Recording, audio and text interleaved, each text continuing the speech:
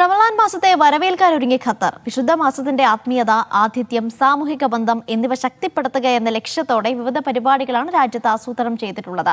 വ്രതം പരിഗണിച്ച് പൊതു സ്വകാര്യ മേഖലയുടെ പ്രവൃത്തി സമയങ്ങളിൽ കുറവ് വരുത്തിയിട്ടുണ്ട്. ഖുർആൻ പാരായണം, വർക്ക്ഷോപ്പുകൾ, വിവിധ മത്സരങ്ങൾ തുടങ്ങിയവയും ഈ മാസം അരങ്ങേറും. അബ്ബാസ് മുഹമ്മദാണ് വിവരങ്ങൾ നൽകാനായി ചേരുന്നത്. അബ്ബാസ്, നാളെ വ്രതാരംഭത്തിന് തുടക്കമാവുകയാണ്. ഖത്തറിലെ ഒരുക്കങ്ങളൊക്കെ എവിടെയാണ്?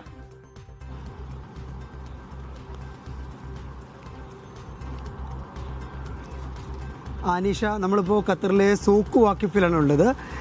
ഖത്തറിനെ സംബന്ധിച്ചിടത്തോളം വളരെ സുപ്രധാനമായ ഒരു ദിവസം കൂടിയാണ് ഇന്ന്. നാളെ റമദാൻ 1 ആരംഭിക്കുകയാണ്. ഈ റമദാൻ എന്ന് പറയുമ്പോൾ ഇസ്ലാം മത വിശ്വാസികളെ സംബന്ധിച്ചിടത്തോളം വളരെ സുപ്രധാനമായ അവരുടെ ആത്മീയാനുഭവത്തിൻ്റെ തുടക്കം കൂടിയാണ്. ഇനി മുതൽ 30 ദിവസം വ്രതശുദ്ധിയുടെ നാളുകളാണ്. നമ്മളിപ്പോൾ നിൽക്കുന്ന ഈ സൂക്ക് വാക്കിഫ് എന്ന് പറയുന്നത്, ക്യാമറ ഇങ്ങോട്ട് തിരിച്ചേ കാണാം, ഇവിടെ ഈ റമദാനെ വരവേൽക്കാനായി എല്ലാവിധ ഒരുക്കങ്ങളും സജ്ജമായിട്ടുണ്ട്. ഈ സൂക്ക് വാക്കിഫ് ഖത്തറിനെ സംബന്ധിച്ചിടത്തോളം ഇവിടുത്തെ എല്ലാ സാംസ്കാരികവും അതുപോലെ മതപരവും ഏത് തരത്തിലുള്ള ആഘോഷങ്ങളുണ്ടായാലും ഇവിടെ അതിൻ്റെ ഒരു റിഫ്ലക്ഷൻ, അതിൻ്റെ പ്രതിഫലനം കാണുന്ന ഒരു സൂക്കാണ് ഈ സൂക്ക് വാക്കിഫ് എന്ന് പറയുന്നത്. ചരിത്രപരമായി ഏറെ പ്രാധാന്യമുള്ള ഒരു ദോഹയുടെ ഹൃദയം എന്നൊക്കെ ഇതിനെ വിശേഷിപ്പിക്കാൻ പറ്റും.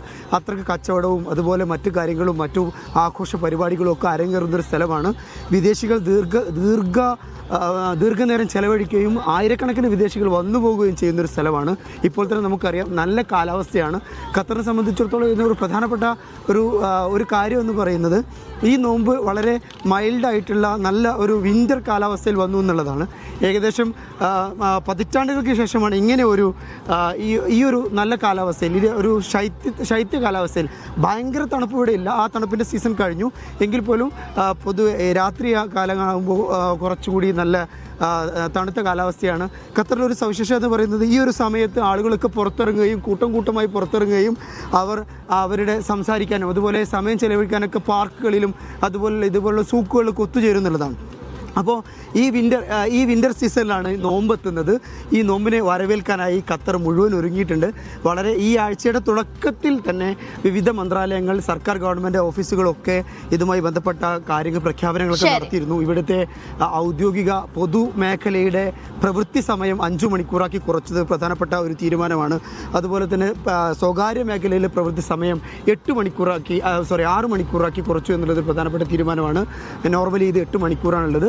അപ്പം ഇങ്ങനെയുള്ള പ്രധാനപ്പെട്ട പ്രഖ്യാപനങ്ങൾ, സ്കൂളുകളുടെ സമയം മാറ്റുന്നു എന്ന് മാത്രമല്ല, ദോഹ മെട്രോ അടക്കമുള്ള, ലുസൈൽ ട്രാം അടക്കമുള്ള പൊതുഗതാഗത സംവിധാനങ്ങൾ ഈ റമദാൻ മാസം മുൻനിർത്തി പ്രത്യേകമായിട്ടുള്ള സർവീസുകളുടെ സമയം ദീർഘിപ്പിക്കുന്നു.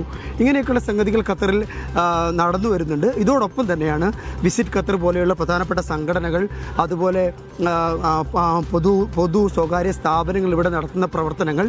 ഈ പ്രവർത്തനങ്ങൾ എന്ന് പറയുമ്പോൾ ഇത് ഇഫ്താർ ടെന്റുകൾ, അതുപോലെ ഖത്തർ ചാരിറ്റി ലോകത്തുടനീളം 43 രാജ്യങ്ങളിൽ. അങ്ങനെയാണ് ഖത്തറിലെ കാഴ്ചകൾ. ഖത്തറിലും നാളെ വ്രതാരംഭം ആരംഭിക്കുകയാണ്. അവിടുത്തെ ഒരുക്കങ്ങൾ കാര്യങ്ങളാണ് അബ്ബാസ് വിശദീകരിച്ചത്.